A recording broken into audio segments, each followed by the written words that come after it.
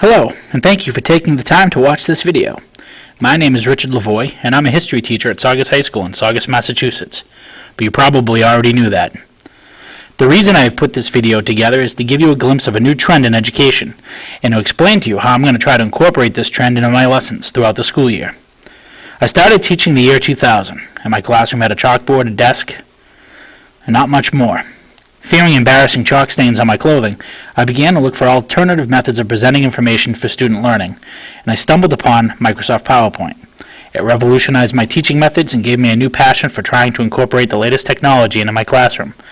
Back in 2000, I had to connect 3 monitors to a computer, just so every student could see what my presentations looked like. I also had to print out the presentations for everyone. Eventually, this led me to purchasing an LCD projector.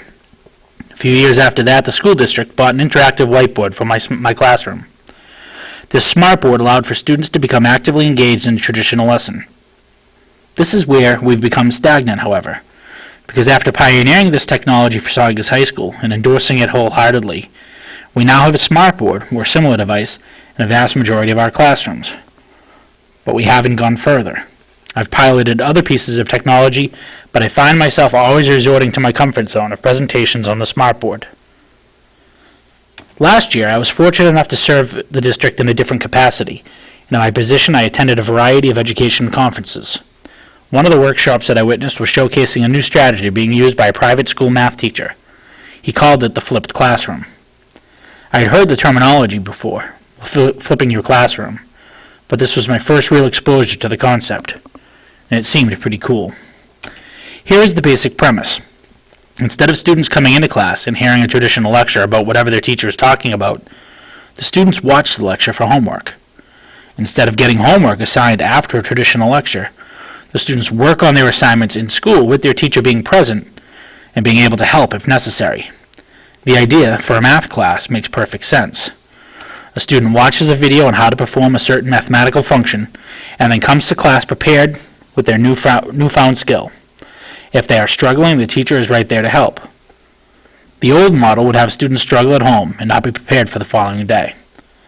In this new model, however, those students who understand the concept are allowed to practice and refine their skill, while struggling students can ask for extra help if needed. If you've ever searched for a how-to video on YouTube, then you can immediately see the benefits of flipping a classroom. This whole concept isn't new, however. I've been teaching an online course at North Shore Community College for over a decade, and there are elements of a flipped classroom in every online course. The popularity of this concept, however, has grown at an incredible pace due to improving technology and by word of mouth. Much of the flipped classroom's recent popularity is owed to a graduate of MIT and the Harvard Business School named Salman Khan. In order to help tutor his cousin in mathematics, Salman began recording his tutoring sessions and eventually posted them on YouTube for everybody. The response from others was strong enough for him to leave his job at a hedge fund and create the Khan Academy. Backed by billionaire Bill Gates, the Khan Academy now has nearly 5,000 mini-lectures on a variety of subjects. These videos are free. The mission statement of the Academy is to provide a free world-class education for anyone, anywhere. To be honest, I haven't come close to watching all of the videos posted by the Khan Academy, not even all the history ones, but I think the idea has incredible merit, and this belief has led me to the idea of trying to flip my classroom. I mentioned earlier that this concept is a terrific strategy for math class, but in history it works a little differently. I cannot go out and record every single lecture on every single topic that I'm supposed to teach.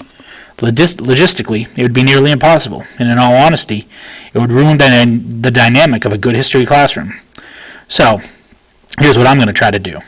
I'm going to look over the history curriculum that I teach. I'm going to try to find the concepts within history that I think are the most challenging for high school students to understand.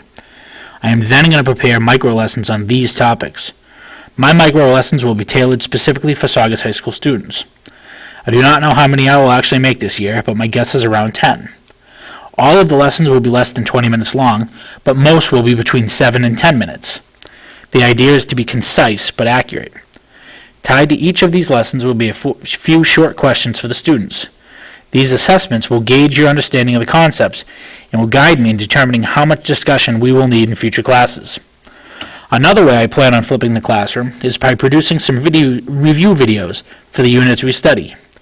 These will be available after we've completed a unit, but before a major test. Imagine, It is the night before a big test and you've accidentally left all your notes in your locker. These videos are available, then you will be able to at least study online. It also helps the students who are absent and hadn't stayed for extra help. A good history class truly depends on the students in the class. There has to be an agreement between the students and their teacher. Not one that is written on the board, but one that is generally understood by all parties. In this agreement, the teacher must provide the students with the requisite content and the skills to turn that content into something meaningful. The students, however, are just as important in this endeavor. They must agree to be participants in this process, not just recipients. They must share their ideas, their concerns, and their questions. Both sides must be engaged in topical discussion in order for a history class to be truly effective. Flipping the classroom is not going to magically make every student succeed. It is just one more tool that will help students find individual success. Students must make a commitment to themselves to take their education seriously and a commitment to their teacher that they will try to become engaged. If they make these commitments, then everything else should fall into place. I hope that as the year goes on, you'll find these videos to be helpful, but that they will also make you look deeper into the topics and the events that we are studying. That when you arrive to the classroom, you will already have questions or comments about our past. Thank you for your time, and I look forward to you hearing from me again.